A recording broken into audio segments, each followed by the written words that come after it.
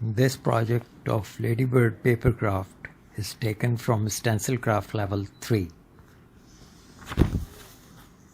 You need sheets of construction paper in different colors. You also need a scissors, a pencil, and a glue stick. A stencil guide is shown on each page to show which shapes are used in the picture on that page.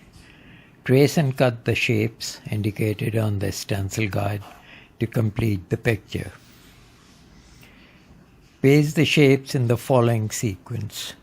First, paste the shapes in the patterns marked 1, then 2, then 3 and 4, or so on.